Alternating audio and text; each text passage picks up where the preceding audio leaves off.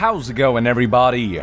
It's Young here, and welcome to a Death Stranding analysis. If you've been keeping up with my videos over the past couple of days, then you're probably well aware that I've been talking a lot about the Death Stranding Easter eggs featured in Guerrilla Games Studios' latest open-world epic, Horizon Zero Dawn. I talked about how you can find 3 Easter eggs in total, miscellaneous items that in Horizon go by the names of Stranded Necklace, Stranded Shackles, and Stranded Figure, all of which we have seen in Death Stranding trailers. More recently, I discussed how thanks to the new angles that Horizon offers of Norman's necklace, it's actually possible to make out the final 3 equations on the dog tag-like metal ingots, for a total of 6 equations for each of the 6 ingots. If you want a detailed description of what these equations are, check out my previous video.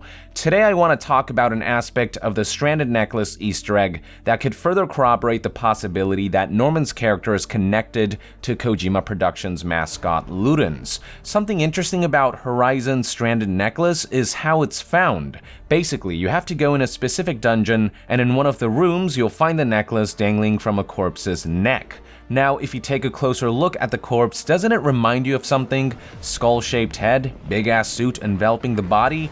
I don't know about you, but this sure as hell reminds me of Ludens in its general appearance. We know for a fact that this necklace is only worn by Norman's character, at least as far as the public currently knows. So isn't it peculiar that Kojima decided to implement this Easter egg by wrapping the necklace that only Norman wears around a corpse that is vaguely reminiscent of Ludens?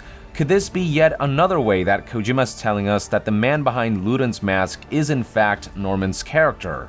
Now, before you argue that I'm reaching here, I'd like to point out that there was something very deliberate about this particular Easter egg. I think Kojima wanted to provide some hints. I say this because of the fact that it's possible to find the final 3 equations on the Stranded Necklace, and only by playing Horizon and zooming in on the trinket. Kojima could have easily modeled the necklace in such a way that it doesn't show the new equations, maybe place the ingots in such a way that they cover most of the equations, but instead, the necklace's ingots were pretty deliberately spread out so that the remaining equations engraved on them would be clearly visible. Kojima wanted us to find these, I can guarantee you. He knew someone would find it, look at the equations, and spread the word, and that's exactly what happened.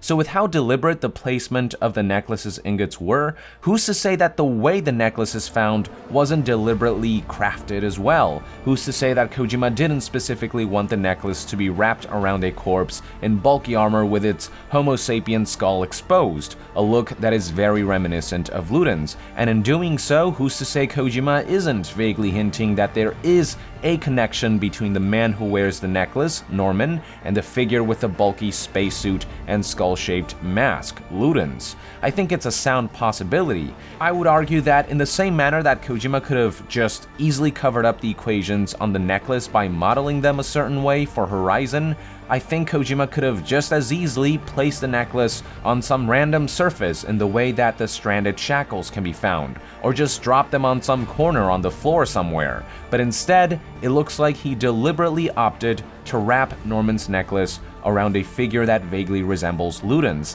I think that's worth something, wouldn't you say so? What are your thoughts on the matter? Do you think Kojima was very deliberate in the placement of the necklace Easter egg? Do you think he put some thought into showing the necklace wrapped around a corpse that vaguely resembles Ludens, or am I looking too much into it? Share your thoughts in the comments below, and to be further updated on all things Death Stranding, stay tuned right here on Young Yeah. I'll see you guys next time. Young out!